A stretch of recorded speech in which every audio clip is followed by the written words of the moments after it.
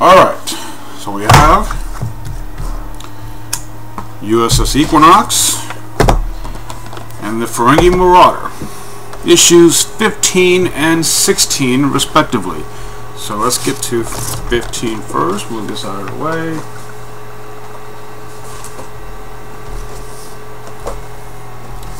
So, here's issue 615 of the Equinox, as seen in Star Trek Voyager, Equinox Part 1 and 2. It's got a Sonova class ship, science vessel, commanded by Captain Rudy Ransom. 8 decks, and only featured in 2 episodes. I'm sorry. And let's see, got a maximum speed of warp 8, which is not bad, but kind of shitty for a ship of this size. But anyway, so we got the table of contents here. A little bit more information about the ship, its history, of course, in the episode it was in. More great photographs, screenshots from the episode. A little bit more information, which is always good. Probably my favorite thing is the Master Systems display.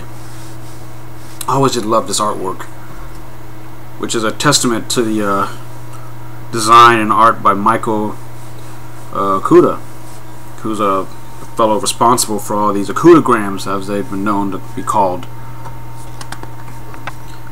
And more details about the ship, where things are, and so forth. Designing the Equinox. Now what's interesting about this is, originally the design of the Equinox, which is right here, the original, by Doug Drexler, was the original design for the USS Defiant, which most people know as the ship from Deep Space Nine. But I guess the producers of the show decided that they didn't want this approach, and so they abandoned it and came up with this, which is what has been used since then. But I guess when it came time to do this episode, they went back and pulled this design out of mothballs and decided to actually work on it and tweak it and make things better and change things around a little bit. And now we have the Equinox, which is this as a result. Similar design. Nice sketches or copies of sketches here. Little nice picture here showing the battle damage from the episode. And this interesting section, which I call a magazine filler, since this ship only appeared in what, 1 episode or 2 episodes if you count part 1 and 2, there really isn't much to say about it. So I guess they had to put something in the magazine, so they put this article about Voyager's journey, spanning the entire 7 years they were in the Delta Quadrant.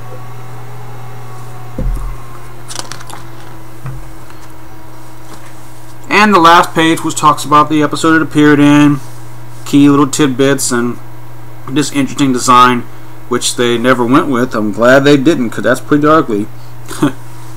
And here down below is the I think it's a Nova class ship, but it's made its appearance in the final episode of Voyager called Endgame. It had a different name, and it was called the Rhode Island, commanded by Captain Harry Kim in this alternate timeline, of course. And the next issue, which is the Ferengi Marauder, which I have now too. So here's the back image. Move that aside. Here's the ship.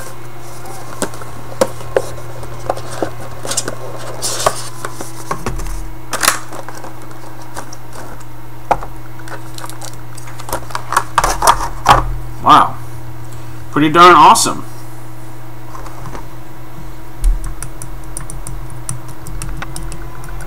Partial metal. So gorgeous looking ship. I mean, I just love the detail. Got all the registry numbers, Starfleet markings, phaser arrays, the deflector dish down here, the secondary deflector dish up here, the beautiful warp nacelles. Oh, come on, camera, focus.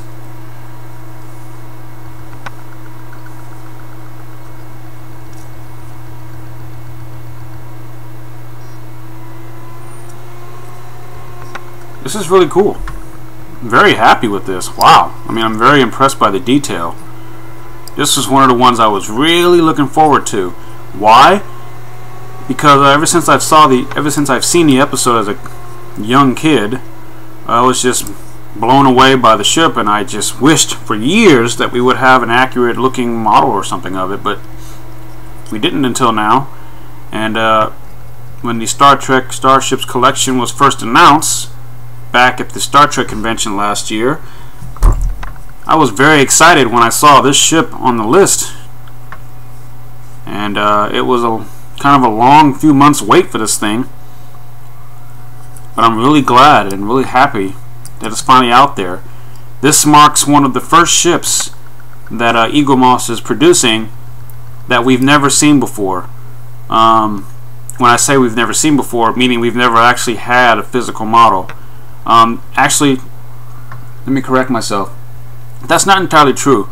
The Japanese company of Furuta, a few years back, I think in 2004 and 5, did their own version of these little things, these little ships.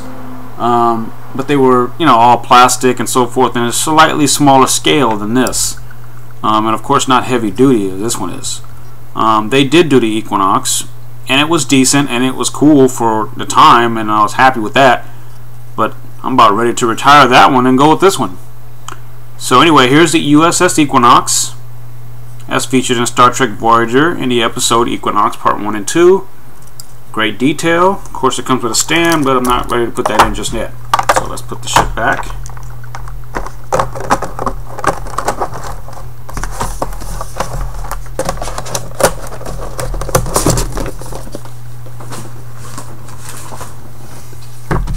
And now, the Ferengi Marauder. Issue 16. Table of contents with brief information about it. Let's see. Crew 450. Wow. I don't know if I can imagine 450 Ferengi at one time. And it's Decora class. Ah, okay. Operated by the Ferengi Alliance. More information about it and the various times it's appeared. Some more excellent screenshots from the episodes that it has appeared in. The ship cutaway section, or detail section as I call it, showing where everything is. And as another magazine filler, we have Creating the Ferengi article.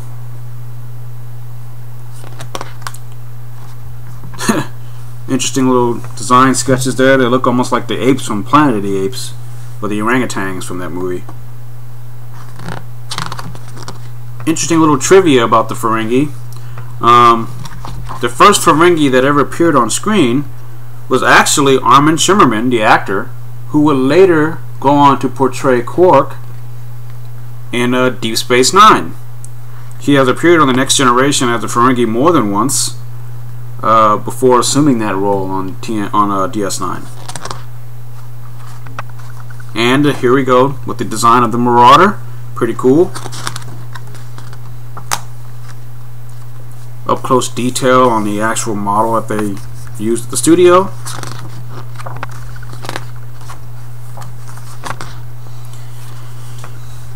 And some more information about it, the key episode appearances it's appeared in.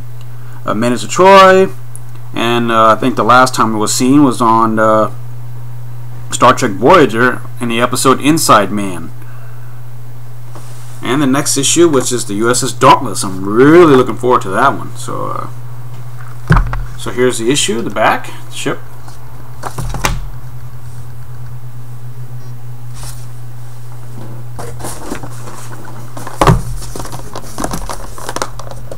And now here's the ship.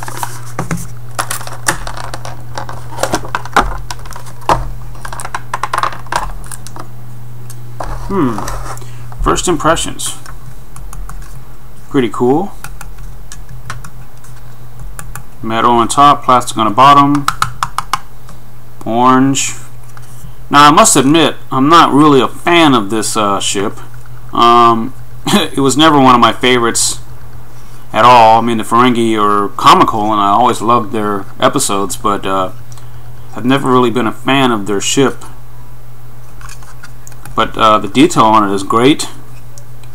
I know some people were talking about this little white glow kind of that's on the back, but that actually is turns out it's an engine effect, or it's an effect that the producers decided to add, and I guess when it came time to produce these models, they just copied that effect on there for some reason, which doesn't bother me at all.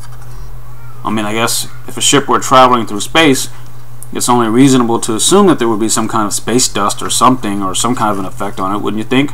So yeah, overall it's great. Love the detail. Like other people have reviewed here, I am slightly disappointed at the lack of detail on the bottom. But then again, in the episodes, we've never actually seen the bottom of the ship all that much, at least enough to the point where we could see a whole lot of detail. But overall, I'm very happy with it. So here's the Ferengi Marauder.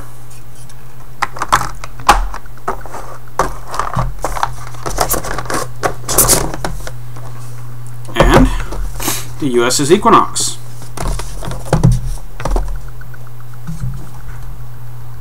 So thanks for listening to me ramble, and I look forward to more of these little reviews.